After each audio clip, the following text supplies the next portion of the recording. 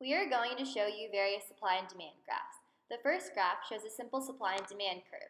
The y-axis displays price, and the x-axis displays quantity. The increasing curve represents the supply curve. As the price increases, the quantity supplied increases. The decreasing curve represents the demand curve. As the price decreases, the quantity demanded increases. These curves are inversely proportional to each other. Therefore, as supply increases, demand decreases.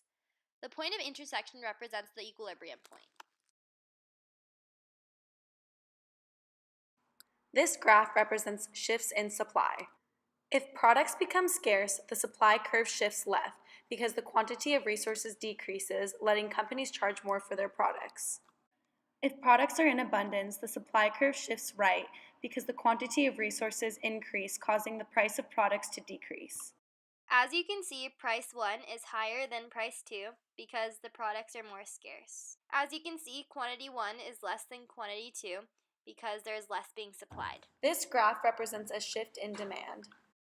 If the income of consumers increases, the demand would also increase, causing the graph to shift right. If the income of consumers decreases, the demand would also decrease, causing the graph to shift left. A surplus occurs if there is too much being supplied and not enough being demanded, and a shortage occurs if there is too much being demanded and not enough supplied. This graph shows surplus and shortage. If the graph moves above the equilibrium point, this represents a surplus because the quantity supplied exceeds the quantity demanded. If the graph moves below the equilibrium point, it represents a shortage because the quantity demanded exceeds the quantity supplied. The surplus is also known as the price floor, and the shortage is known as the price ceiling.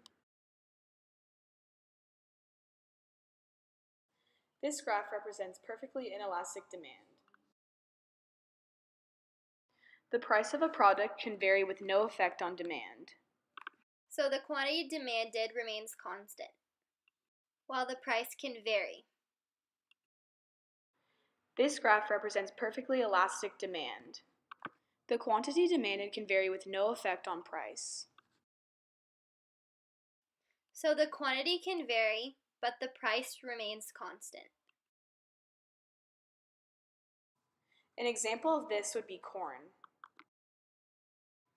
And an example of inelastic demand would be a cancer-fighting drug.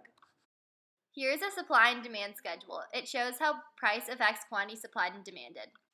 As we plot the points from the supply and demand schedule, you can see that the supply curve has a positive slope while the demand curve has a negative slope. At a price of 50, there are 5 units supplied and 5 units demanded. So that infers that there is an equilibrium point.